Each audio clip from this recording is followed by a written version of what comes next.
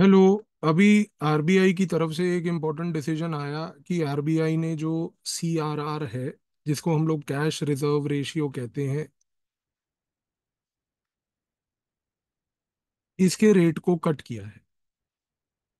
अब सवाल यहाँ पे ये उठता है कि इसके रेट को कट करने से इम्पैक्ट इकोनॉमी पे क्या होगा और एक आम आदमी की जिंदगी में इससे क्या इम्पैक्ट आता है। एनीवे, समझने की कोशिश करते हैं। सबसे पहले याद रखिए कि जो कैश रिजर्व रेशियो होता है, सीआरआर होता है, ये एक ऐसा पैसा होता है जो बैंक अपने पॉकेट से निकाल के आरबीआई के पास रखवा देता है।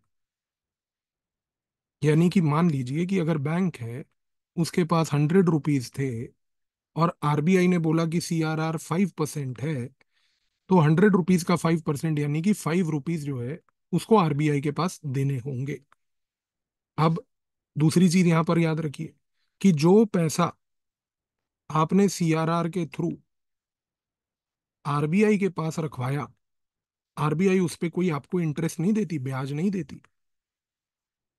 तो अगर आपको आरबीआई कोई इंटरेस्ट रेट नहीं दे रही है, तो यानी कि ये पैसा सिर्फ आप आरबीआई के पास पार्क कर रहे हो, उसके पास रख के आ रहे हो।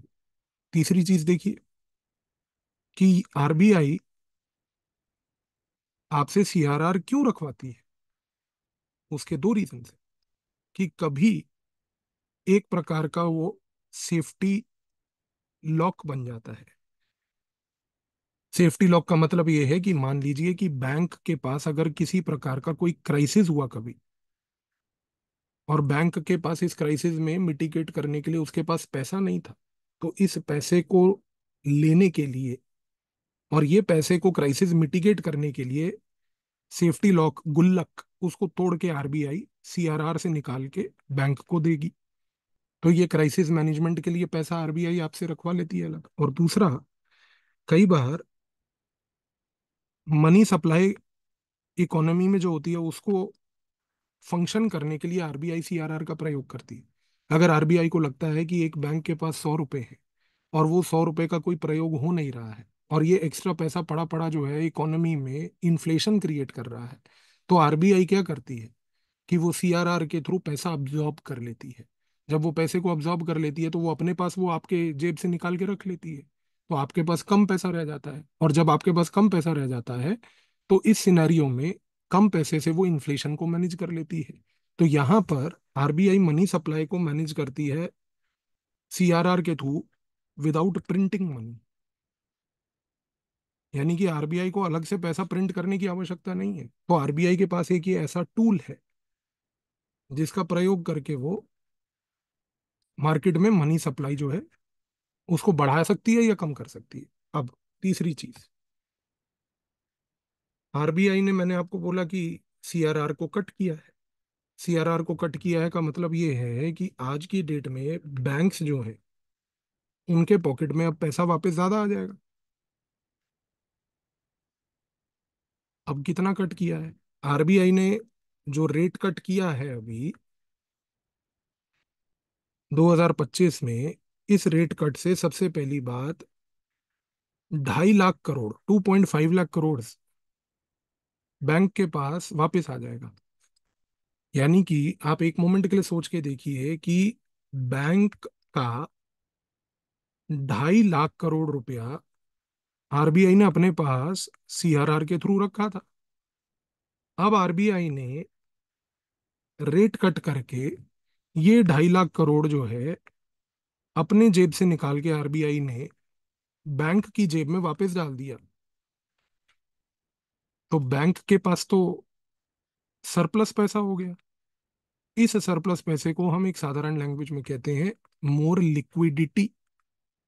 कि बैंक के पास अब लिक्विडिटी बढ़ गई। लिक्विडिटी बढ़ने का मतलब ये है कि जो बैंक है, अब उसकी जेब में पैसा बढ़ गया। और यदि बैंक की जेब में पैसा बढ़ गया तो बैंक इस एक्स्ट्रा पैसे का क्या करेगा? इस एक्स्ट्रा पैसे को बैंक इकोनॉमी में, अर्थव्यवस्था में लोन के तहत लगाएगा। क्योंकि जब बैंक के पास पैसा ज्यादा होगा तो उस पैसे का बैंक लोन देकर ब्याज कमाएगा।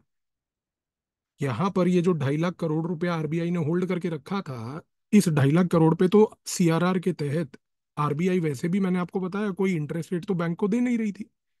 अब ये 2.5 लाख करोड़ अगर इकोनॉमी में आ जाता है, तो ये 2.5 लाख करोड़ से इकोनॉमी में आने से क्या होगा कि कम से कम इस 2.5 लाख करोड़ पे बैंक्स इंटरेस्ट रेट कमा पाएंगे। यानी कि लिक्विडिटी के आ जाने से इकोनॉमी में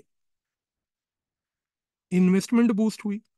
इन्वेस्टमेंट का मतलब है कि इकोनॉमी में पैसा आया लोन के थ्रू, और इस इन्वेस्टमेंट से क्या होगा कि जो व्यापारी वर्ग है वो लोन लेगा, बिजनेस क्लास जो है वो लोन लेगी, और इस बिजनेस क्लास से वो क्या करेगी, वो प्रोडक्शन बढ़ाएगी, उत्पाद बढ़ेगा। और अगर प्रोडक्शन और उत्पाद बढ़ेगा तो जॉब क्रिएशन होगा। जॉब क्रिएशन के साथ साथ क्या होगा कि प्रोडक्शन बढ़ेगा तो कंट्री का जीडीपी बढ़ेगा। तो आरबीआई के एक छोटे से सीआरआर के डिसीजन से आप सोचिए कि इकोनॉमी में लिक्विडिटी भी बढ़ जाती है, जॉब क्रिएशन भी हो जाता है, प्रोडक्शन इंप्रूव हो जाता है, जीडीपी बढ़ जाता है। तो इस टूल के थ्रू आरबीआई जो है, सीआरआर के थ्रू इकोनॉमी में इन्वेस्टमेंट बढ़ाता है, ग्रोथ बढ़ाता है, जीडीपी बढ़ाता है, जॉब क्रिएशन को फैसिलिटेट करता है। तो सीआरआर एक ऐसा टूल है जिससे ये चार चीजें अचीव होती हैं। तो अब आप ये तो कह नहीं सकते कि सीआरआर आपके लिए क्या मैटर करता है, क्योंकि जब अब आपके सामने 2.5 लाख करोड़ सिस्टम में आएगा जो आरबीआई ने रख रखा था, आपके सामने अब ये चार चीजें होती हुई दिखेंगी, और इन चार चीजों से हर एक भारतीय को इम्पैक्ट तो होगा ही होगा। तो आई होप इस वीडियो से आपको ये कॉन्सेप्ट क्लियर कट तरीके से, जो आरबीआई का रीसेंट न्यूज में रहा,